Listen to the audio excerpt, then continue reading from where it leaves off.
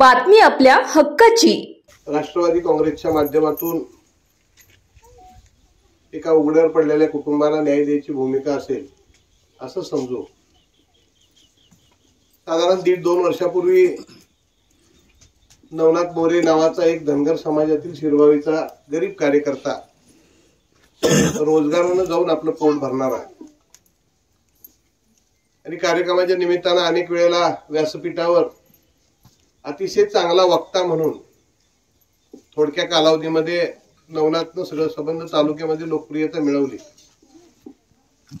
आणि सहज चर्चा केल्यानंतर शिरबावीची काही मंडळी माझ्याकडे गावातल्या विकास कामासाठी आली होती आणि त्यांनी खंत व्यक्त केली की आबा नवनाथ मोरे हा आपल्या शिरबावीतील आमचा धनगर समाजातील एक गरीब कुटुंबातला कार्यकर्ता आहे, पण त्याला राहायला घर नाही, 1 एकर वडलोपार्जित जमीन आहे, रोजगार करून जगणारा कार्यकर्ता आहे आणि आपण संबंध तालुकाभर एक वक्ता म्हणून प्रवक्ता म्हणून आपण त्याची नियुक्ती केलेली आहे, पण त्याला राहायला घर नाही। आणि मग तातडीने आमच्या सगळ्या राष्ट्रवादी प्रमुख कार्यकर्त्यांची बैठक बोलवली। त्यामध्ये आमचे सागर मिसाळ, आमचं खटकाळे, सूर्याजी अशा प्रमुख नेते मंडळीला सकुबाई असतील, ह्या गावातली सगळी मंडळी असतील आणि आम्ही त्या दिवशी संकल्प केला की राष्ट्रवादीच्या कार्यकर्त्यांनी आपण वर्गणी गोळा करून आपल्या नवनाथला एक निवारा उभा करून देऊया की जेणेकरून आपला कार्यकर्ता कुठं रानामात राहत असला तरी सुद्धा झाडाखालच्या कोपट्यापेक्षा त्याला थोडासा निवारा करून द्यावा। आणि म्हणून आम्ही संकल्प केला। बघता बघता हजारो हातांनी मदत केली आणि एक छोटंसं संकुल आज त्याला मुलाबाळाला निवारा करण्याचा एक मनापासून मोठा आनंद आमच्या सगळ्यांच्या आनंदामध्ये म्हणजे आमच्या सगळ्यांच्या मनामध्ये मोठा आनंद झाला आणि आपण सुद्धा एवढ्या मोठ्या संख्येने पत्रकार मंडळी आली।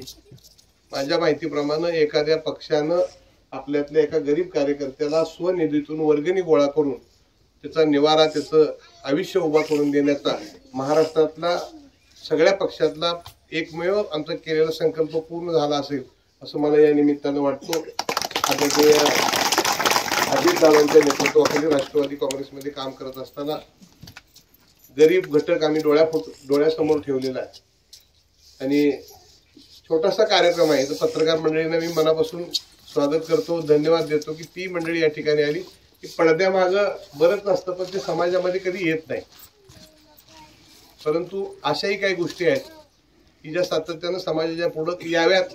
आमचा मोठेपणा नाही पण समाजानं काय आदर्श घेऊन आणि अन्य काही पक्षातल्या मंडळींनी, नेते मंडळींनी अशा प्रकारे गरिबाची कुटुंब उभा करून द्यावीत हा हेतू या पाठीमागचा आहे। मी नवनाथला त्याच्या मंडळी असतील मुलाबाळांना मनापासूनच्या शुभेच्छा देतो। आपण तुम्ही आमच्यामध्ये सहभागी सामील झाला आणि आम्हाला सुद्धा कुठेतरी खंत वाटली की आम्ही चांगल्या घरात राहतो, आमचे कार्यकर्ते घरात राहतात, पण एखादा कार्यकर्ता आपला झोपडी सुद्धा नाही। म्हणजे नवनाथची अवस्था अतिशय वाईट, झाडाखाली आणि असं झोपूनच दिवस काढलेले आहेत। तर एक मनस्वी आनंद या तालुक्यात, या जिल्ह्याचा जिल्हा अध्यक्ष म्हणून, या सांगोला तालुक्यातला एक राष्ट्रवादी काँग्रेसचा प्रमुख कार्यकर्ता म्हणून या ठिकाणी मी आज नवनाथच्या घराचं उद्घाटन करायला असताना किंवा गृहप्रवेश करत असताना त्यांनी आम्हाला सगळ्याच मंडळीला व्यासपीठावरचे बोलवलं। गावातल्या सगळ्या मंडळींनी मोठं सहकार्य केलेलं आहे। प्रत्येकाची नावं घेत नाहीत पण सगळ्यांनी रात्रीचा दिवस करून जरी छोटं असलं तरी एक चांगलं घरकुल नवनाथला उभा करून दिलेला आहे। पत्रकार मित्रांचं मी स्वागत करतो की तुम्ही सगळेजण मोठ्याच्या कार्यक्रमाला सगळेच जात असतात, पण एखाद्या आपल्या आज वास्तुक शांती मी 10-12 करून आलो, अनेक बंगल्याच्या करून आलो, पण ह्याच्या दृष्टिकोनातून नवनाथच्या हा 10-20 कोटीपेक्षा सुद्धा मोठा बंगला त्याच्या दृष्टीने त्याच्या आयुष्यात त्याला मिळालेला आहे, एक निवारा त्याला मिळालेला आणि ते देण्यामध्ये आम्ही यशस्वी झालो। मला ऑफिसमध्ये बसणाऱ्या अनेक जणांनी सांगितलं आबा तुम्ही म्हणताय पण वर्गणी करून कधी घर बांधलेलं आम्ही ऐकलंच नाही। मी म्हणलं आपण बांधू शकतो, आपण सगळ्यांनी मदत करूया। मग इथल्या सगळ्याच गावातल्या मंडळी, मग सकुबाई असतील, आमचे पडतरे असतील, सगळेच साठे आहेत, सगळेच मंडळी आहेत, सगळ्यांनी थोडं थोडा हातभार लावला। आमच्या तालुक्यातलेही काही प्रमुख कार्यकर्त्यांनी हातभार लावला आणि हे घर आज नवनाथचं आणि नेमका छत्रपती शिवरायांच्या जयंतीच्या दिवशी ज्या छत्रपती शिवरायांनी 12 बलुतेदारांना समाजामध्ये स्थान दिलं मानाचं, अशा एका गरीब कुटुंब उभा करत असताना त्याचा गृहप्रवेश छत्रपती शिवरायांच्या जयंतीच्या निमित्तानं व्हावा, तो सुद्धा एक दैव दुर्लभ योगायोग आहे। मी राष्ट्रवादीचा कार्यकर्ता म्हणून नवनाथला, त्याच्या मंडळीला मनापासून शुभेच्छा देतो आणि भविष्य काळामध्ये सुद्धा तुझी चांगल्या प्रकारे चांगली प्रगती होईल. तू चांगल्या कळपामध्ये आलेला आहे. हा काय राजकारणाचा विषय नसल्यामुळे मी काय फारसं बोलणार नाही, परंतु पत्रकार मित्रांना या ठिकाणी मनापासून स्वागत करतो, आभार मानतो. आणि जेणेकरून या तालुक्यातल्या दुष्काळानं पिचलेल्या लोकांना भविष्य काळामध्ये सुद्धा जेवढी मदत करता येईल तेवढी मदतीचा हात देण्याचा या ठिकाणी आम्ही निश्चितपणानं प्रयत्न करू. एवढंच या निमित्तानं सांगतो. आपण सगळी मंडळी या कार्यक्रमाला उपस्थित राहिला त्याबद्दल मी आपल्या सगळ्यांचं मनापासून स्वागत करतो. या कार्यक्रमाला आवर्जून या भागातले आमचे ज्येष्ठ सहकारी साखर कारखान्याचे स्टेज गाजवण्याचं काम आणि लोकांना आपल्या राष्ट्रवादीची भूमिका कशा पद्धतीनं पटवून द्यायची हे काम करत असताना शिरबावी मधली काही मंडळी एक दिवशी माझ्याकडे आली आणि त्यांनी सांगितलं की पावसाळ्याचे दिवस आहेत, नवनाथ पावसात 15 दिवस झालं त्याची लेकरं बाळ भिजायला लागलेली आहेत. म्हणलं काय झालं, त्याला काय करा. तर त्यांनी सांगितलं ह्याला घर नाही राहायला आणि ही अतिशय गरीब परिस्थिती आहे. जमीन विचारली तर 1 एकर वडिलोपार्जित जमीन आहे आणि हे कुटुंब रोजगार करून जगणार आहे.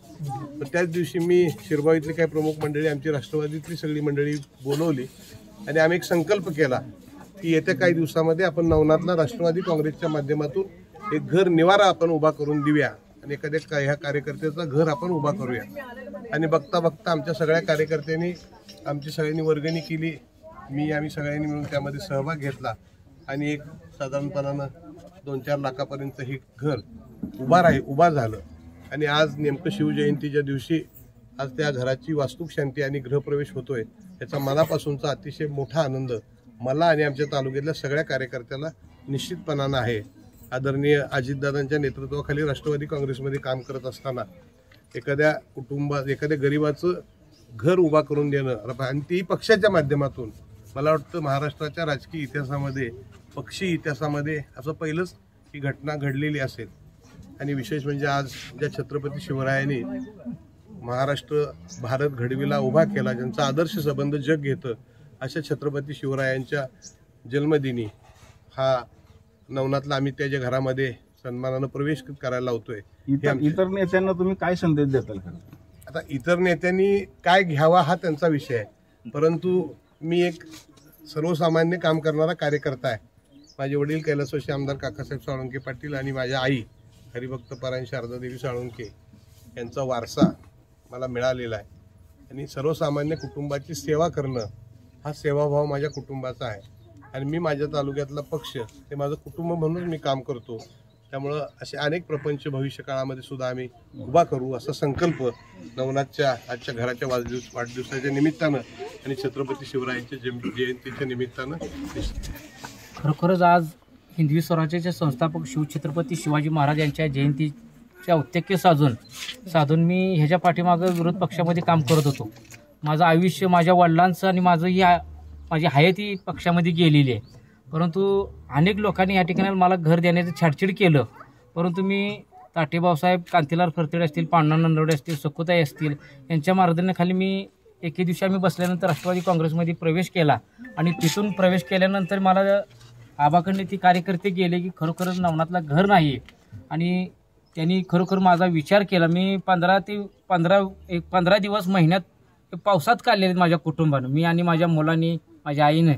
खरोखरच मी दीपक आबा साळुंके पाटील यांचं आज मी अंतःकरणपूर्वक जेवढा आभार मानव तिथं थोडा, कारण माझं जोपर्यंत माझं आयुष्य आहे तोपर्यंत मी आबांचे उपकार, दैवतांचे उपकार कधी विसरू शकणार नाही. आणि 2024ला आबांना जेवढं माझ्या ताकदीनं मी पळता येईल तेवढं मी आबांसाठी काम करणार आहे. रात्रीचा दिवस आणि रक्ताचं पाणी करून मी 4 मतं माझ्यापेक्षा माझ्या कुटुंबातली सोडून इतर मी मिळवण्याचा प्रयत्न निश्चितपणे आबांना करणार आहे. 2024ला माझ्या ताकदीनं मी आबांना विधानसभेत पाठवल्याशिवाय राहणार नाही. एवढा मी आज माझ्या घराच्या संकल्पनेतून आणि माझ्या मुलाच्या वाढदिवसानिमित्त औत्सुक्य साधून माझ्या फीत कापून राष्ट्रवादी सदन आणि दीपक आबाच्या संकल्पनेतून आज या ठिकाणाला घराचं उद्घाटन झालं असं मी जाहीर करतो.